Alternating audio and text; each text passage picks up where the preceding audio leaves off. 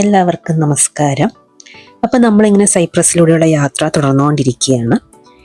ഇന്ന് ഞാൻ നിങ്ങളെ കൊണ്ടുപോകുന്നത് വളരെ വ്യത്യസ്തമായിട്ടുള്ള ഒരു സ്ഥലത്തേക്കാണ്. അതായത് നമ്മൾ എൻ്റെ കഴിഞ്ഞ വീഡിയോയിൽ കണ്ടിട്ടുണ്ടായിരുന്നു അല്ലേ, കടലിൻ്റെ ഉൾഭാഗത്തായിട്ട് കുറച്ച് വിട്ടിട്ട് ഒരു ഷിപ്പ്രക്ക്. പക്ഷേ ഇപ്പോൾ നമ്മൾ കടലിൻ്റെ തീരത്ത് വർഷങ്ങളായിട്ടൊരു ഭീമൻ കപ്പൽ ഇങ്ങനെ കുടുങ്ങി നിൽക്കുന്ന കാഴ്ച കണ്ടാലോ. അതെ, നമ്മൾ കാണാൻ പോകുന്നത് ഈഡ്രോ 3 ഷിപ്പ്രക്കാണ്. അപ്പോൾ നമ്മളിങ്ങനെ സൈപ്രസിൻ്റെ കോസ്റ്റൽ ലൈനിലൂടെ പോയിക്കൊണ്ടിരിക്കുകയാണ്. ഈ ഷിപ്പ് സ്ഥിതി ചെയ്യുന്നത് പേയ ടൗണിലാണ്, അതായത് പാഫോസ് ഡിസ്ട്രിക്റ്റിൽ തന്നെ വരുന്നൊരു പ്ലേസാണ്. അപ്പോൾ നമ്മൾ അങ്ങോട്ടേക്കാണ് എത്തിക്കൊണ്ടിരിക്കുന്നത്. ഞങ്ങൾ ഇങ്ങോട്ടേക്ക് ഇപ്പോൾ ഇന്ന് ആദ്യം വരികയാണ്. പക്ഷേ ചേട്ടനാണെങ്കിൽ ഇതിൻ്റെ മുന്നത്തെ ദിവസം വന്നിട്ടുണ്ടായിരുന്നു. കാരണം സൈപ്രസിലെ കാൻഡിഡേറ്റ്സ് ടൂർണമെൻറ്റ് നടന്നുകൊണ്ടിരിക്കുന്ന സമയത്ത്, ഇപ്പം ഞാൻ ഈ വോയിസ് ഓവർ ചെയ്യുന്ന സമയത്തല്ല, ഞങ്ങൾ പോയ ടൈമിന് അവിടെ കാൻഡിഡേറ്റ്സ് ടൂർണമെൻറ്റ് നടന്നുകൊണ്ടിരിക്കുകയായിരുന്നു. അപ്പോൾ ചേട്ടൻ അവിടെ ഒരു ദിവസം അത് കാണാൻ പോയിട്ടുണ്ടായിരുന്നു. അത് ഈ പേയ എന്ന് പറയുന്ന സ്ഥലത്താണ്. അപ്പോൾ നമ്മളിതാ ഇപ്പോൾ അങ്ങോട്ടേക്ക് ഇങ്ങനെ എത്തിക്കൊണ്ടിരിക്കുകയാണ്. ഇനി അവിടെ എത്തിയിട്ട് അതിൻ്റെ കാഴ്ചകൾ കാണിച്ചു തരാം കേട്ടോ.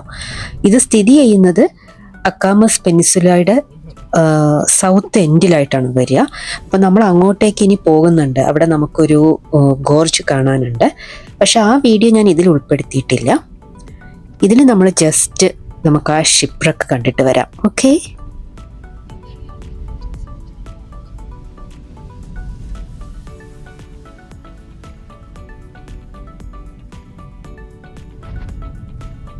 അപ്പോൾ ഇതാ നമ്മളിങ്ങനെ ആ കടൽ തീരത്തേക്ക് എത്തിക്കൊണ്ടിരിക്കുകയാണ് കേട്ടോ.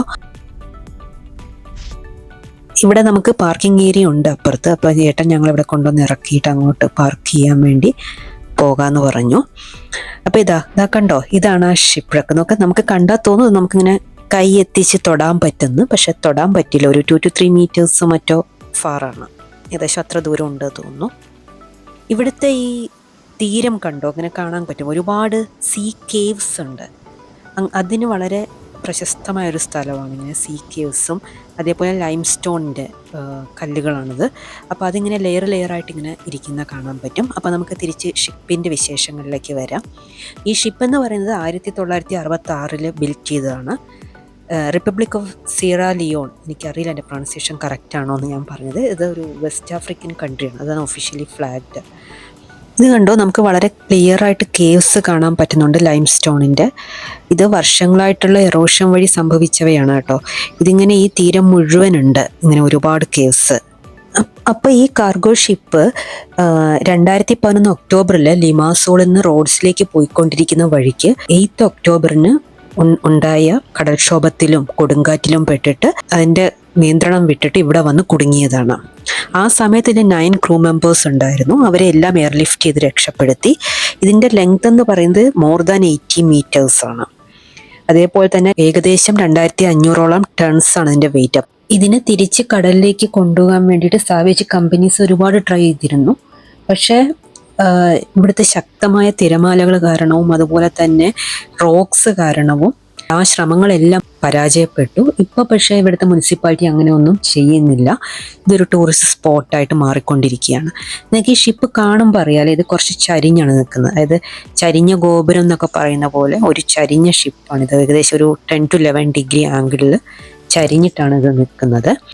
സൈപ്രസിലെ ഒരു കമ്പനി ഒരു ജർമ്മൻ കമ്പനിയുമായിട്ട് ചേർന്നിട്ട് ഈ ഷിപ്പിലുണ്ടായിരുന്ന complete diesel, all other fuels, പിന്നെ അതേപോലെ ഹൈഡ്രോ കാർബൺസ്, പിന്നെ മെറൈൻ പൊല്യൂറ്റൻസ്, ഇവയെല്ലാം ഇതിന് കംപ്ലീറ്റ് ആയിട്ട് റിമൂവ് ചെയ്തു.